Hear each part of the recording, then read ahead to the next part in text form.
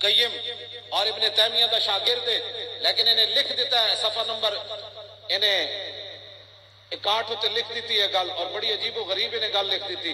انہیں کیا کہ نبی علیہ السلام سے صحابہ نے پوچھا کہ یا رسول اللہ آپ جب ظاہری دنیا سے تشریف لے جائیں گے تو پھر کیا ہوگا اس وقت؟ انہوں نے کہا جی پھر کی ہونا ہے؟ نبی علیہ السلام کے غلاموں نے یہ بات کر دی. یہ نبی علیہ السلام کے غلاموں نے عرض کی یا رسول اللہ جب آپ ظاہری دنیا سے تشریف لے جائیں گے تو پھر؟ میرے آقا نے فرمایا لیس من عبد یصلی علی الا بلغنی صوتہ حیث کان، میرا غلام کائنات میں جس جگہ پر بھی درود پڑھتا ہے اس کی آواز میں سنتا ہوں. تو صحابہ نے عرض کی یا رسول اللہ وبعد وفاتک، جب آپ ظاہری دنیا سے تشریف لے جائیں گے تو پھر بھی؟ قال وبعد وفاتی ان اللہ حرم علی الارض ان تاکل اجساد الانبیاء، فرمایا دنیا میں دنیا سے تشریف لے جانے کے بعد بھی میں اپنے غلاموں کا درود سنوں گا، اس لیے کہ اللہ نے زمین پر حرام قرار دے دیا کہ وہ نبیوں کے جسم کو چھیڑے. صلو علی الحبیب. دیکھیے یہ خادم حسین رضوی ایک منکر روایت کو بیان کر رہے ہیں. قرآن کے مقابلے میں ایک روایت ہے اور اس کو بیان کر کے دلیل یہ دے رہے ہیں کہ ابن قیم نے لکھ دیا، جو ابن تیمیہ کے شاگرد ہیں. ابن قیم نے یہ کتاب کے اندر لکھ دیا ہے کہ نبی صلی اللہ علیہ وسلم نے فرمایا کہ تمہارا درود جو ہے وہ میں سنتا ہوں، جہاں کہیں کوئی پڑھتا ہے میں سنتا ہوں. تو صحابہ نے پوچھا کہ ابھی تو خیر آپ سنتے ہیں لیکن مرنے کے بعد؟ تو نبی علیہ السلام نے کہا کہ اللہ نے اس زمین کے اوپر حرام کر دیا ہے کہ انبیاء کے جسموں کو کھائے، لہذا جب بھی کوئی پڑھے گا میں سنتا ہوں. تو یہ ایک منکر روایت ہے، اور میں نہیں کہہ رہا ہوں، امام بخاری رحمۃ اللہ علیہ یہ لائے ہیں اس روایت کے بارے میں کہ یہ جو مسند احمد کی روایت ہے، احمد بن حنبل نے اس کو روایت کیا ہے. اور بھی احمد بن حنبل کی مسند کے اندر بہت سی ایسی روایتیں ہیں جو شرکی عقائد پھیلانے کا باعث بنی ہیں اور شیعت کو پروموٹ کیا ہے انہوں نے بہت زیادہ. حالانکہ بظاہر وہ اہل سنت والجماعت کے امام کے طور پر مشہور ہوئے ہیں، لیکن انہوں نے بہت زیادہ ایسی روایتیں بیان کی ہیں جو واقدی شیعہ لایا ہے اور دوسرے لوگ لائے ہیں، اس میں سے ایک یہ بھی ہے. تو امام بخاری نے نام لے کے اس روایت کے بارے میں، جس کو یہ خادم حسین رضوی صاحب یہ حافظ حدیث اور حافظ قرآن کس طرح لوگوں کو دھوکہ دے رہے ہیں، خود بھی یعنی شرک کے اندر مبتلا ہو گئے، اور کتنی اکثریت کو، کتنے انسانوں کو، خاص کر نوجوان خون کو کس طرح انہوں نے جو ہے وہ شرک کے اوپر بالکل ڈبو دیا، آنکھیں بند کر دی ان کو. اور بے شمار واقعات میں نے سنے ہیں جو توحید کے واقعات ہیں، اللہ کی عزت اور اللہ کے وقار کے معاملے ہیں، ان واقعات کو پھیر کے اس میں سے جناب وہ نبی صلی اللہ علیہ وسلم کی طرف لے گئے.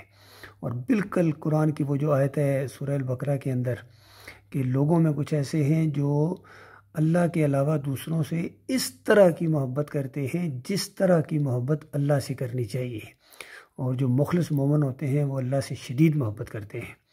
تو آپ غور کیجئے کہ قرآن کے مقابلے میں اس جھوٹی روایت کو، جس کو امام بخاری رحمۃ اللہ علیہ کہتے ہیں کہ اس روایت کے اندر جو بیان ہوا ہے کہ حسین بن علی الجوفی جو بیان کرتے ہیں کہ میں نے سنا عبد الرحمن بن یزید بن جابر سے، تو حالانکہ یہ جو راوی ہے عبد الرحمن بن یزید بن جابر یہ تو ثقہ راوی ہے، اور اس نے اصل میں ان سے نہیں سنا ہے بلکہ اس نے سنا ہے عبد الرحمن بن یزید بن تمیم سے جو منکر حدیث ہے.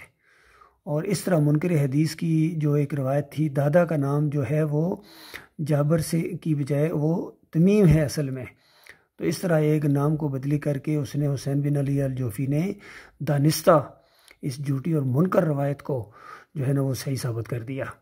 اور اس طرح ان کا یہ عقیدہ بن گیا کہ نبی صلی اللہ علیہ وسلم جو ہیں وہ مرنے کے بعد بھی ان کے درود و اسلام کو سنتے ہیں، قبر کے اندر پہنچایا جاتا ہے. دوسری ایک اور منکر روایت کو پیش کرتے ہیں کہ دور سے جو پڑھتا ہے اس کو پھر پہنچایا جاتا ہے۔ اس طرح توصیف الرحمان بھی اس روایت کو بہت زیادہ پیش کرتے ہیں کہ قبر کے اوپر تو نہیں سنتے لیکن دور سے پہنچایا جاتا ہے۔ تو یہ دو منکر روایتیں ہیں، جھوٹی روایتیں ہیں، قرآن کے مقابلے میں روایتیں ہیں، صحیح حدیث کے مقابلے میں روایتیں ہیں۔ صحیح حدیث کے اندر آ گیا کہ نبی صلی اللہ علیہ وآلہ وسلم جنت الفردوس میں جو بہت ہی اعلیٰ مقام ہے الوسیلہ، وہاں زندہ ہیں، اور اللہ کے عرش کے نیچے بلند و بالا ایک مقام ہے۔ لیکن ان لوگوں نے قبر پرستی کے اس بازار کو گرم کرنے کے لیے جھوٹی روایت کو صحیح روایت بنا کے پیش کر رہے ہیں۔ اللہ کے بندوں غور کرو کتنا بڑا دھوکہ دیا جا رہا ہے انسانیت کو، اور یہ ریکارڈ چیزیں آ گئی ہیں، پوری دنیا ان کو سن رہی ہے۔ اور حوالہ کس کا؟ ابن قیم کا۔ اللہ کی کتاب کے مقابلے میں اور صحیح حدیث کے مقابلے میں ابن قیم کی بات کو پیش کرنا یا مسند احمد کی بات کو پیش کرنا، یہ جہالت کی انتہا ہے۔ تو یہ کہاں قرآن کو ماننے والے ہیں، کہاں یہ نبی صلی اللہ علیہ وآلہ وسلم کو ماننے والے ہیں؟ نبی علیہ السلام کی بات کو نہیں مانتے ہیں، یہ اپنے بزرگوں کی بات کو مانتے ہیں، ابن قیم کی بات کو مانتے ہیں، ابن تیمیہ کی بات کو مانتے ہیں، احمد بن حنبل کی بات کو مانتے ہیں، لیکن اللہ کی کتاب کے مقابلے میں مانتے ہیں۔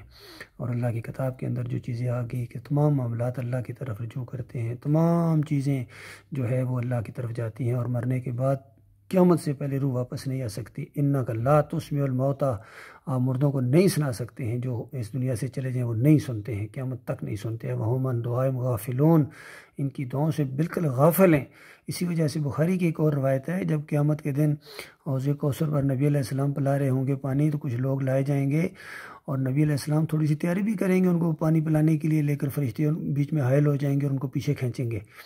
تو نبی علیہ السلام کہیں گے ان کو آنے دو، یہ میرے امتی ہیں یا اصحاب، اس طرح کی کوئی بات، تو فرشتے کہیں گے آپ کو نہیں معلوم آپ کے بعد انہوں نے کیا کیا دین کے اندر غدر کیا تھا، کیا کیا انہوں نے تبدیلیاں کر دی تھیں۔ اور بخاری کی روایت کے اندر آتا ہے نبی علیہ السلام کہیں گے کہ دفع کرو ان کو، دفع کرو ان کو، دور کرو جنہوں نے دین کو بدلی کر دیا۔ تو یہ روایت بھی بتاتی ہے کہ ہمارے اعمال نبی علیہ السلام کے اوپر نہیں پیش ہوتے ہیں، ہمارے اعمال اللہ کے ہاں جاتے ہیں، اللہ فیصلہ کرتا ہے۔ تو یہ بھائیو، یہ آپ کو میں بتا رہا ہوں کہ بالکل جھوٹی بات پھیلا رہا ہے، شرک پھیلا رہا ہے، یقین کیجیے شرک کے نعرے لگوا رہا ہے، بالکل یہ عاشق رسول نہیں ہے، نبی علیہ السلام کی بات کو نہیں مانتا ہے، اللہ کی بات کو نہیں مانتا ہے، اپنی بات چلاتا ہے۔